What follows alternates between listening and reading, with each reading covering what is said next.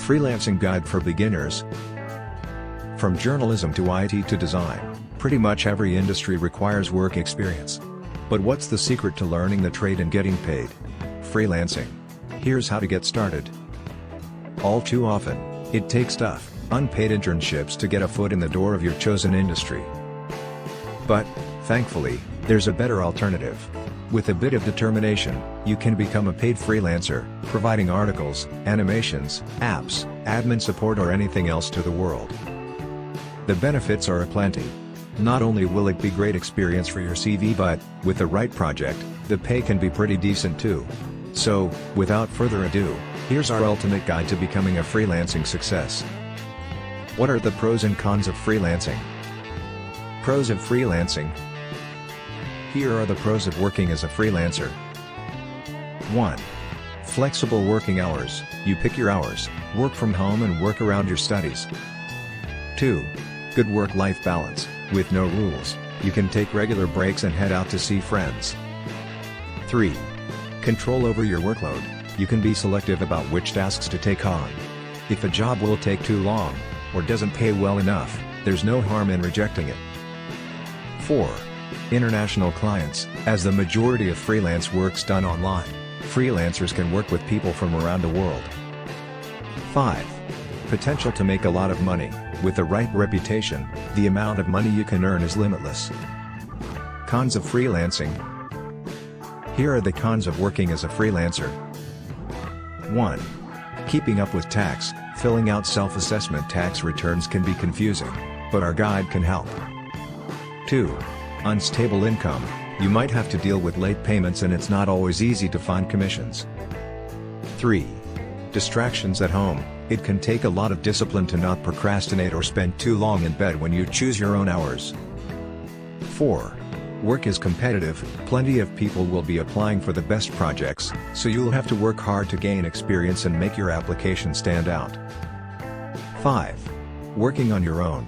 As most of your work will be done on your time at home, it can get lonely. Look for freelancing groups on sites like Facebook or Meetup to find other people to chill with while you work. What roles can you do as a freelancer? These are some of the best freelance roles for students. Writing and translating.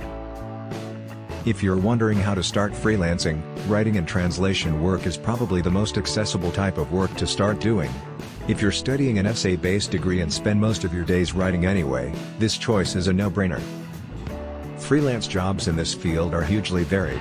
You could be asked to write blog posts, whole ebooks, under the condition that someone else's name appears on the front, product descriptions for online stores, or even Facebook posts and tweets. Graphic design. Design is a bit more of a challenging sector to join when you're starting out as a freelancer. Not only do you need to own some industry standard software, but you need top skills and creativity to use it to its full potential and meet the demands of your clients. Programming and IT. Programmers are the brains behind the websites and apps we all use every day. They're tasked with building software that is well designed and easy to use for the typical customer, and often have to write lines and lines of code to make it happen. Quirky freelance jobs. It turns out you can freelance as pretty much anything, assuming you're good enough at whatever you're selling. How much money can you make as a freelancer? In the freelance world, there are two ways of getting paid: by the hour, or with a fixed fee for each project. Unfortunately, when roles are remote, your competitors for the best jobs are often from around the world. And, if they live in a developing economy where it costs a lot less to live, it can be impossible to compete with their prices and still get the minimum wage. To stand out from the crowd and earn the rate you deserve, you need to create a gripping application or pitch. If you possess rare or advanced skills, highlight them to potential clients and you may be able to command a higher rate as a result. Which freelance sites pay the most? Let's say you earn £800 in a month. From largest to smallest, here's how much each of the 4 featured freelance sites would see you take home after you've paid the site their fee.